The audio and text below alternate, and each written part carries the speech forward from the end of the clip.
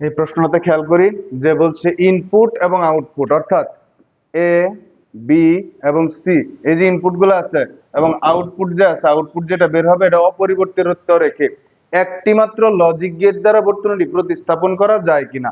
একটি মাত্র logic gate দ্বারা বর্তনী প্রতিস্থাপন করার জন্য আমাকে হয় NAND গেট দ্বারা প্রতিস্থাপন করতে হবে অথবা NOR গেট দ্বারা প্রতিস্থাপন করতে হবে।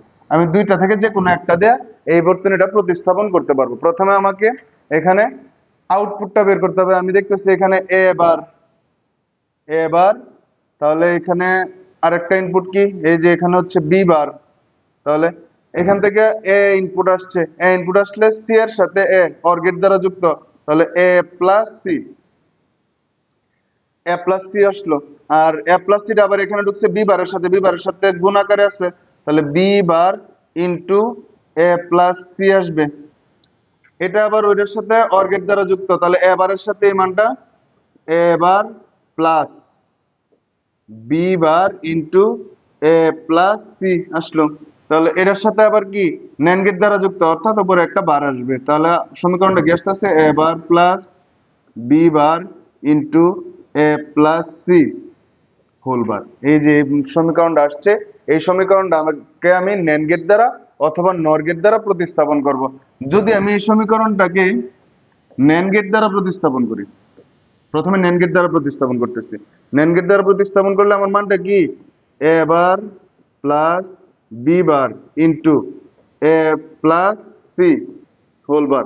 তার যদি NAND গেট দ্বারা প্রতিস্থাপন করি, NAND গেট দ্বারা প্রতিস্থাপন করলে প্রথমে আমি এখানে বার ভাঙাবো, বার ভাঙালে কি আসবে A double bar into B bar into A plus C whole বার।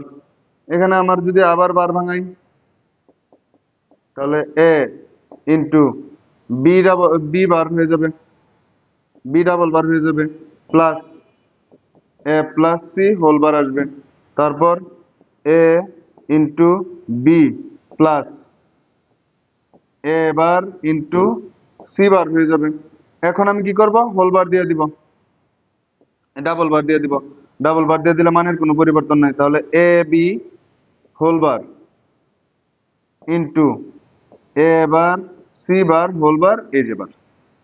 তাহলে আমরা এখানে কি এখন NAND গেট দ্বারা প্রতিস্থাপন করলে প্রথমে এ ইনপুট নিব, এ বার আছে, NAND গেট দ্বারা নিব কি এবার বি ইনপুট নিব, বি ইনপুটের আমার বি বারের দরকার নাই, সি ইনপুট নিব, সি বারের দরকার আছে, আমি সি বার NAND গেট দিয়ে সি বার নিয়ে নিলাম। তাহলে এ বি, এ এবং বি NAND গেট দ্বারা যুক্ত করব, তাহলে হয়ে যাবে কি A B bar, A bar C বার, তাহলে এ বার থেকে একটা ইনপুট, সি বার থেকে একটা ইনপুট, NAND গেট দ্বারা যুক্ত করব, হয়ে যাবে কি A bar into C bar whole বার।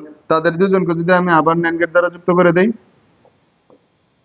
তাহলে ফলটা আসবে কি A B bar into A bar C bar whole bar এই যে বার, প্রাপ্ত ফলাফল এসে গেছে। তাহলে এভাবে আমি NAND গেট দ্বারা প্রতিস্থাপন করতে পারবো। NOR গেট দ্বারা প্রতিস্থাপন করতে যাই যদি, তাহলে আমার সমীকরণটা কি A bar plus B bar into A plus C whole বার। আমি প্রথমে এইখানে শুধু বারটা ভাঙিয়ে দেবো, বারটা ভাঙালে কি হবে A bar plus B bar whole bar plus A plus C whole bar. এখন আমার সবগুলা যুগে এসে পড়ছে কিন্তু একটা ডাবল বার নাই, তাহলে আমি ডাবল বারটা দিয়ে দিলাম, মানে হোল বার নাই যেহেতু ডাবল বার দিলে মানের কোনো পরিবর্তন নাই। এখন আমি এ নিব, NOR গেট দ্বারা যেহেতু এ বার নিব, বি নিব NOR গেট দ্বারা বি বার নিব, আর এই যে সি নিব শুধু।